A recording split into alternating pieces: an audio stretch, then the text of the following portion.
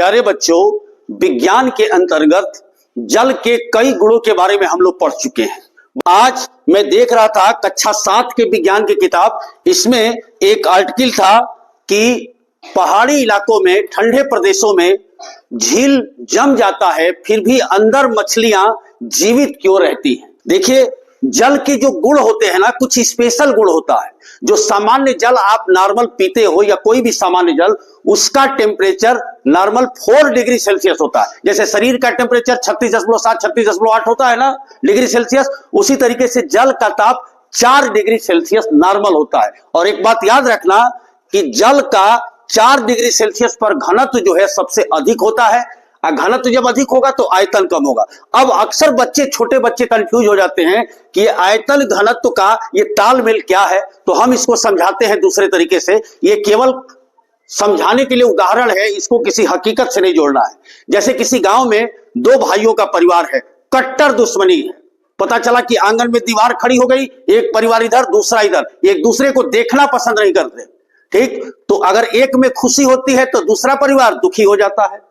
यानी एक दूसरे को हमेशा नीचा दिखाने के चक्कर में रहते हैं ना। ऐसे परिवार होंगे गांव में।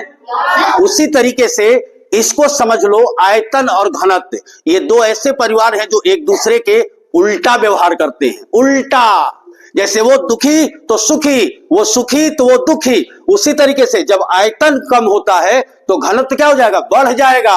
और जब आयतन अधिक होगा तो घनत्व कम हो जाएगा। अब घनत्व के बारे में हम समझते हैं, तो घनत्व के बारे में जैसे मान लीजिए, और आयतन क्या होता है, स्थान घेरता है, मालूम है ना। आयतन किसे कहते हैं, जो वस्तु स्थान घेरती है। मेरे पास ये 2 डब्बे हैं, आप देखिए, तो इसका कम आयतन होगा, इसका अधिक होगा। क्यों भाई, ये स्थान कम घेरती है, यह स्थान ज्यादा घेरती है। अब इसी दोनों डब्बे से हम घनत्व को समझते हैं। इस डब्बे में ये 5 डाइस रख दिया और ये काफी दूर दूर है, तो इसका घनत्व क्या हो गया, कम हो गया। लेकिन बड़ा डब्बा है, आयतन इसका ज्यादा है, घनत्व कम हो गया। अब यहां जरा देखिए, इसी 5 डाइस को उसी आकृति का इसमें रख दिया। अब इन दोनों को जरा देखेंगे ध्यान से, तो आप देखिए इस डिब्बे में काफी दूर दूर है और इस डिब्बे में काफी नजदीक नजदीक है। तो इस डिब्बे में दूर दूर है तो इसका घनत्व कम हो गया, इसमें नजदीक नजदीक है तो घनत्व ज्यादा हो गया। अब आप देख रहे हो, आयतन इसका कम है, घनत्व ज्यादा है। आयतन इसका अधिक है और घनत्व कम है। अब जरा देखिए, मूल मुद्दे पर आते हैं। जल की विशेषता क्या होती है, बहुत ध्यान से समझिएगा। ठंडे प्रदेशों में हमारे वातावरण का टेम्परेचर 0 डिग्री सेल्सियस से लेके माइनस में बहुत नीचे तक चला जाता है, और जल का ताप 4 डिग्री सेल्सियस है नॉर्मल, ये तो पता है।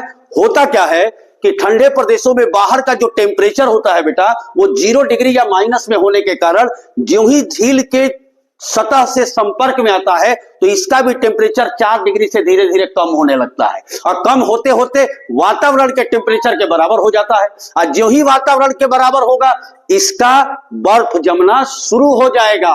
और जैसे जैसे ये बर्फ जमेगा, तो बर्फ की एक बहुत बड़ी विशेषता है, ये बर्फ क्या करेगा, बाहर की ऊष्मा को अंदर नहीं आने देगा और अंदर की ऊष्मा को बाहर नहीं जाने देगा। और ये बर्फ एक रक्षा कवच के रूप में काम करेगा, एक स्वेटर के रूप में काम करेगा। और अंदर का जो 4 डिग्री टेम्परेचर है जल का, उसकी गर्मी, उसकी ऊष्मा इस बर्फ के कारण बाहर नहीं जा पाती और टेम्परेचर बरकरार रहता है। यानी ये नीचे वाला बर्फ नहीं बनता और इसके अंदर की मछलियां आसानी से जीवित रहती हैं। यानी ये बर्फ का जमना, ये बर्फ का जमना, और बर्फ का जो विशेष गुण है कि बर्फ क्या करता है, ऊष्मा का आदान प्रदान नहीं करता।